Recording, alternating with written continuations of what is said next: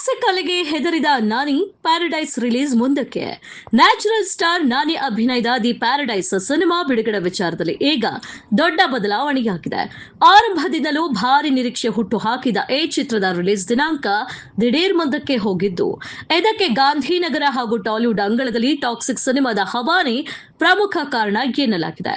ಆಗಸ್ಟ್ನಿಂದ ಸೆಪ್ಟೆಂಬರ್ಗೆ ಓಡಿದ the paradise ನಾನಿ ಮತ್ತು ದಸರಾ ನಿರ್ದೇಶಕ Srikanth ಔಡೇಲಾ ಕಾಂಬಿನೇಷನ್ನ the paradise ಚಿತ್ರವನ್ನ ಮೊದಲು ಆಗಸ್ಟ್ 21ರಂದು ಅದ್ದೂರಿಯಾಗಿ ರಿಲೀಸ್ ಮಾಡಲು ಚಿತ್ರತಂಡ ಪ್ಲಾನ್ ಮಾಡಿಕೊಂಡಿತ್ತು. ಆದರೆ ಆಗಸ್ಟ್ 26ಕ್ಕೆ ರಾಕಿಂಗ್ ಸ್ಟಾರ್ ಯಶ್ ಅಭಿನಯದ ಬಹು ನಿರೀಕ್ಷಿತ ಟಾಕ್ಸಿಕ್ ಸಿನಿಮಾ ರಿಲೀಸ್ ಆಗ್ತಿದೆ.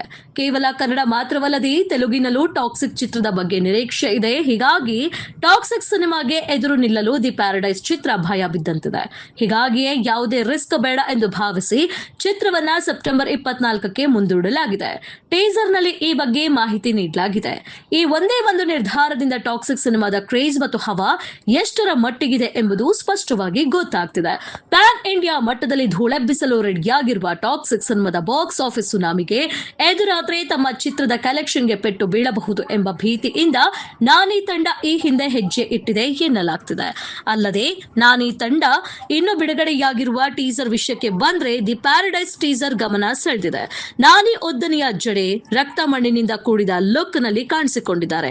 ಅನಿರುದ್ಧ್ ರವಿಚಂದ್ರನ್ ಅವರ ಹಿನ್ನೆಲೆ ಸಂಗೀತ ದೃಶ್ಯಗಳ ಕಾವು ಹೆಚ್ಚಿದೆ. ರಾಕಿಂಗ್ ಸ್ಟಾರ್ ಯಶ್ ಮುಖ್ಯ ಭೂಮಿಕೆಯಲ್ಲಿ ನಟಿಸುತ್ತಿರುವ ಟಾಕ್ಸಿಕ್ ಚಿತ್ರವನ್ನ ರಾಷ್ಟ್ರ ಪ್ರಶಸ್ತಿ ವಿಜೇತ ನಿರ್ದೇಶಕಿ ಗೀತು ಮೋಹನ್ ದಾಸ್ ನಿರ್ದೇಶಿಸ್ತಾ ಇದ್ದಾರೆ. ಈ ಹೈ ವೋಲ್ಟೇಜ್ ಆಕ್ಷನ್ ಡ್ರಾಮಾದಲ್ಲಿ ಯಶ್ ಜೊತೆಗೆ ಬಾಲಿವುಡ್ ಹಾಗೂ ದಕ್ಷಿಣ ಭಾರತದ ಖ್ಯಾತ ತಾರೆಯರಾದ ನಯನತಾರಾ, ಕಿಯಾರಾ ಅಡ್ವಾಣಿ, ಹುಮಾ ಖುರೇಶಿ, ತಾರಾ ಸುತಾರಿಯಾ ಮತ್ತು ಶ್ರುತಿ ಹಾಸನ್ ಪ್ರಮುಖ ಪಾತ್ರಗಳಲ್ಲಿ ಕಾಣಿಸಿಕೊಳ್ತಿದ್ದಾರೆ. ತಾಂತ್ರಿಕವಾಗಿ ಅತ್ಯಂತ ಶ್ರೀಮಂತವಾಗಿ ಮೂಡಿ ಬರ್ತಿರುವ ಈ ಚಿತ್ರಕ್ಕೆ ಕೆವಿಎನ್ ಪ್ರೊಡಕ್ಷನ್ ಮತ್ತು ಯಶ್ ಅವರ ಮಾನ್ಸ್ಟರ್ ಮೈಂಡ್ಸ್ ಜಂಟಿಯಾಗಿ ಬಂಡವಾಳ ಹೂಡುತ್ತಿದೆ.